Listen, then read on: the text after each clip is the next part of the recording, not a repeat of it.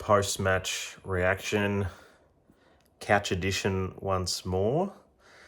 Wasn't able to make the game, sadly, tonight as I'm looking after the little man, but how good was that? How bloody good was that? Did not see that coming. I certainly did not see that coming after what happened last week and, our history against the Bulldogs. I was definitely hoping for a contest and hoping we'd be in it, but that second half was easily the best footy we've played so far this season, and you can see, what we're trying to do when it comes together. Our forward half's pressure was immense, and then eventually, we're able to break through and really put them to the sword in the end, and what a great night. So I'm hoping you're all celebrating, hoping you all enjoy it.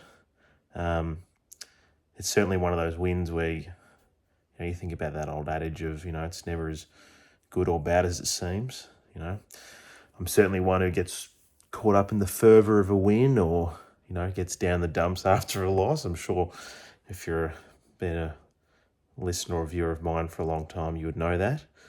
But I'm absolutely stoked by that result. I'm sure you all are as well. God, where do I start? Who do I single out? I think one thing I did really enjoy was the mobile forward line. Whilst neither Alwyn Davey Jr. or Menzies had, standout games, just having those two plus Gresham, three genuine small forwards who pressure the ball, plus three key forwards who all bring their own pressure in Stringer, Jones and Langford. It was fantastic, and I really think it shows how much better we can execute that game plan when we have guys like that, because, I've certainly felt at times, this season and last season, that sometimes when we have the bigger forward lines, if we have Peter in there or maybe we have Perkins in there or someone else that doesn't quite bring the forward pressure as well as some of those other guys. And it was awesome. It was really awesome to see. I think, who do I go first? Look, Sammy Durham was awesome. He just quelled the impact of Bontempelli. I mean, I can't remember a Bulldogs game where Bontempelli played and didn't torch us, to be honest. I feel like we'd have to go back to before he was even playing for the Dogs, for the last time we played them, and he didn't have an impact. But he was incredibly quiet tonight, and Durham did such an awesome job. And then, his co-pilot there in the midfield, Jai Caldwell, one of I think his best games for the club, maybe even his best, to be honest. Really took it to Libba, and then some of the other Bulldogs midfield at the time was an impact up forward. When he went forward, his pressure was awesome. His work around the ground was awesome. I mean, same as Durham as well. The pair of them were just fantastic tonight.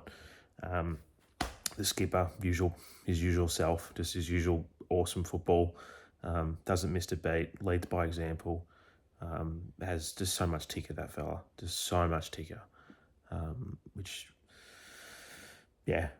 rapt that he's our captain. I'm not sure about you all, but he makes me, pumped to be an Essendon supporter, watching the way he goes about it. God, who else do I give a shout to? I mean, Jakey Stringer was awesome. He played a fantastic game. I thought Langford played a good game despite, missing a couple of set shots. I mean, I do wish he handed one off to Jakey boy, that one in the goal square. I thought Todd Goldstein had a really, really good game. Big Goldie. Drapes did what he needed to do. Had some pretty impactful moments. The Dersma, Xavier, got the bow and arrow out a couple of times, which was awesome to see. I thought he had a terrific game. And our backline worked really well. I mean, who would have thought that a lockdown defender in Jake Kelly can play well as a lockdown defender? Who would have thought? Who would have thought when he's not playing on the wing that he can have a really good game? Defence worked really hard tonight in, what was an interesting matchup. Redmond having to play on Sam Darcy was an interesting call. Letting Cox move back to his more traditional position up the ground. I guess it paid off in the end. There were certainly times where I was worried. Jamara and Norton had plenty of looks at it and, missed their chances. But, one of the things that we've proven this year is that we are excellent team when it comes to set shots, and that's going to win us matches. It already has so far, a couple of tie ones, particularly that St Kilda game, and it's one of the most important things in footy, and it's one of the least talked about things in footy. I don't know what it is. It's just like, it's not sexy, it's not data, it's not, science, whatever they want to call it. Champion data doesn't go on about it. Like, I know there's expected goals and expected scores and stuff like that, but it just kind of gets ignored, and we're a good set shot team. We've proven that so far this season. That's something that we can, rely on as guys to go back and kick it straight. Fingers crossed that continues. So 3-2-1s, tough 3-2-1s tonight. Let's start with the one. Look, I think I'm going to go all mids. I think I'm going to give one vote to Zach Merritt. I thought he was awesome. Usual skip performance. I'm going to give 2 votes to Sam Durham. I thought he was incredible. Did some amazing work on Bontempelli, but I'm giving 3 votes to Jai Caldwell. I think he was my best on watching here from the couch. I'm not sure how you all saw it. Give us your 3-2-1s in the comments. Let us know what you think about it. But look, happy chappy here sitting on the couch. Got my oh, it's not mine. I got the that's a great shot of my chin. Got the baby bomber pack today, which is pretty cool. You get these little blocks, which when he's old enough he'll probably play with. So they're pretty cool. But yeah, great day. Friday night win. Now to enjoy the weekend, everyone.